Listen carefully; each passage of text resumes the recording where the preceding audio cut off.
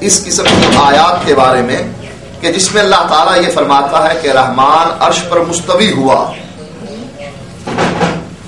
اب کہتے ہیں کہ ممکن ہے کہ استوا سے مراد غلبہ ہو. غلبے کا مطلب کہ کوئی آدمی کسی چیز پر غلبہ حاصل کر لیتا ہے تو کہا جاتا ہے کہ ہو سکتا ہے اس سے مراد استوا سے یہ ہو.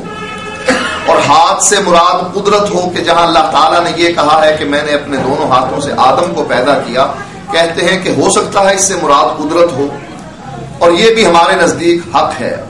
البتہ جہت و مکان کا اللہ تعالیٰ کے لیے ثابت کرنا ہم جائز نہیں سمجھتے.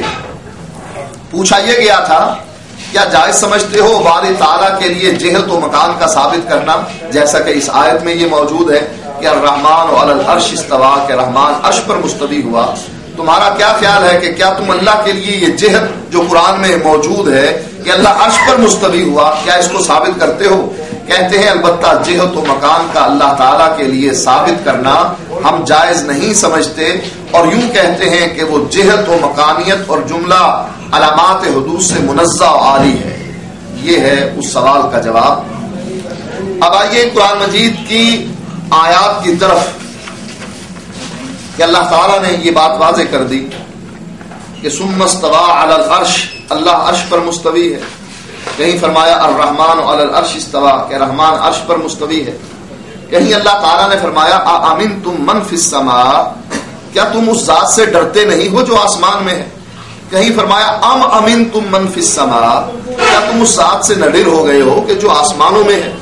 قرآن کی مختلف آیات جو ہیں اس بات پر شاہد ہیں کہ اللہ تعالیٰ عرش پر مستوی ہے. اور حدیث میں واضح ہے، ایک لونڈی لائی گئی اور وہ صحابی اس لونڈی کو آزاد کرنا چاہتا تھا. اس نے اللہ کے نبی سے کہا امتحان لیجئے آیا یہ مومنہ ہے کہ نہیں تاکہ میں اس کو آزاد کر دوں. نبی اکرم صلی اللہ علیہ وسلم نے اس سے دو سوال کیے. پہلا سوال یہ تھا این اللہ، اللہ کہاں ہے. جب آپ نے اس لونڈی سے پوچھا فاشارت الی السماء، لونڈی نے آسمان کی طرف اشارہ کر کے کہا آسمانوں. آپ نے اس سے دوسرا سوال پوچھا من انا، میں کون ہوں. تو وہ کہنے لگی انت رسول اللہ، آپ اللہ کے رسول. نبی اکرم صلی اللہ علیہ وآلہ وسلم فرمانے لگے اس کو آزاد کر دو فإنها مؤمنۃ، یہ مومنہ. ایمان کی دلیل کیا ہوئی اور ایمان کے بارے میں سوال کیا ہوئے؟ دو سوال، ایک اللہ کے بارے میں اور خاص کر اللہ کے بارے میں کہ اللہ ہے کہاں. این اللہ، اللہ کہاں ہے. وہ جہت اور مکان جس کا یہ انکار کرتے ہیں، اللہ کے نبی اسی کے بارے میں پوچھ رہے ہیں این اللہ، اللہ کہاں ہے. یہ کہتے ہیں ہم جہت کو بھی نہیں مانتے، مکان کو بھی نہیں مانتے، اللہ کہاں ہے. عام لوگوں کا تو یہی عقیدہ ہے اللہ ہر جگہ ہے، اور علماء کا عقیدہ یہ ہے کہ اللہ کہیں بھی نہیں ہے. کیوں؟ اللہ لامحدود ہے. اگر کہیں عرش پر ہے تو عرش تو محدود ہے اور اللہ لامحدود ہے. اگر کہیں آسمانوں میں ہے، آسمان پھر بھی محدود ہے، اللہ لامحدود ہے. کہیں دنیا میں ہے، دنیا بھی تو محدود ہوئی، اللہ لامحدود ہے. ایک لامحدود چیز محدود میں کیسے آ گئی؟ لہذا ان لوگوں نے اللہ کا ویسے ہی انکار کر دیا کہ ہم اللہ کے بارے میں یہ مانتے ہی نہیں کہ اللہ ہے، اللہ لامکان ہے. یہ ان کا عقیدہ ٹھہرا. تو حدیث سے یہ بات ثابت ہوئی کہ اللہ کے نبی اس سے پوچھتے ہیں این اللہ، اللہ کہاں ہے. تو یہ مکان اور جہت کے بارے میں اللہ کے نبی سوال کرتے ہیں، اور لونڈی جس سے سوال ہوا وہ بھی جواب اسی کے بارے میں دیتی ہیں فی السماء، اللہ آسمانوں میں. ثابت ہوا قرآن اور حدیث سے کہ اللہ تعالیٰ آسمانوں میں. لیکن مزے کی بات یہ ہے کہ جس امام کی یہ تقلید کرتے ہیں وہ امام اس کے بارے میں کیا رائے رکھتا ہے. یہی کتاب المہند علی المفند جو ہے جس میں وہ اپنے جوابوں کو درج کراتے ہیں، اس میں کہتے ہیں کہ ہم صرف مسائل میں امام ابو حنیفہ کی بات مانتے ہیں. ہم مسائل میں پہلے سوال کی توضیح میں وہ اس کا ذکر کرتے ہیں کہ ہم مسائل میں امام ابو حنیفہ کی بات مانتے ہیں، عقائد میں امام ابو حنیفہ کی بات نہیں مانتے. معنی کیا ہوا کہ نعوذ باللہ امام ابو حنیفہ کے عقیدے غلط تھے، اس لیے عقیدے میں امام ابو حنیفہ کی تقلید نہیں کرتی. عقیدے میں امام ابو حنیفہ کی تقلید نہیں کرنی، بلکہ کس کی کرنی ہے؟ کہتے ہیں ہم تقلید کرتے ہیں ابو منصور ماتریدی کی یا ابو الحسن اشعری کی. عقیدے ان کے صحیح ہیں، نعوذ باللہ امام ابو حنیفہ کے غلط ہیں. اب ایک طرف امام ابو حنیفہ رحمۃ اللہ علیہ کو امام اعظم کہہ رہے ہیں کہ یہ امام اعظم ہیں. اگر امام اعظم ہیں اور انہوں نے بہت سے صحابہ کو دیکھا اور ان کی فضیلت کے گن گاتے ہوئے پتہ نہیں کیا افسانے اور داستانیں گھڑی ہیں ان لوگوں نے، اگر واقعی یہ حقیقت ہے تو عقیدہ امام ابو حنیفہ کا غلط کیوں تھا؟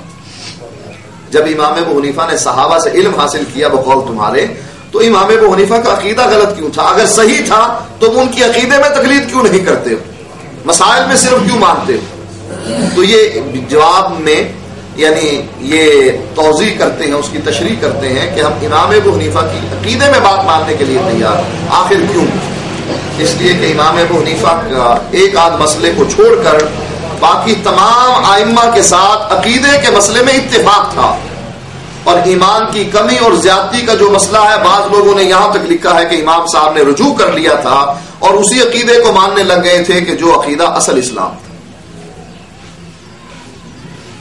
اب یہ کتاب ہے شرح عقیدہ طحاویہ، علامہ ابن ابی العز الحنفی. یہ کتاب احناف کے مدارس میں بھی پڑھائی جاتی ہے. اب اس کتاب میں امام ابو حنیفہ کا یہی عقیدہ موجود ہے جس عقیدے کے بارے میں ہم آپ کو کچھ دکھانا چاہتے ہیں اور بتلانا چاہتے ہیں کہ امام ابو حنیفہ نے اس عقیدے کو جو اللہ تعالیٰ کے بارے میں یہ کہے کہ اللہ عرش پر مستوی نہیں ہے، اس مکان اور جہت کو ماننے کے لیے وہ شخص تیار نہیں ہے کہ جس کا ذکر اللہ نے قرآن میں کیا اور جس کا ذکر نبی اکرم صلی اللہ علیہ وسلم کے فرامین میں موجود ہے. ہم آپ کو یہ بتلانا چاہتے ہیں کہ امام ابو حنیفہ رحمۃ اللہ علیہ اس کے بارے میں کیا رائے رکھتے تھے.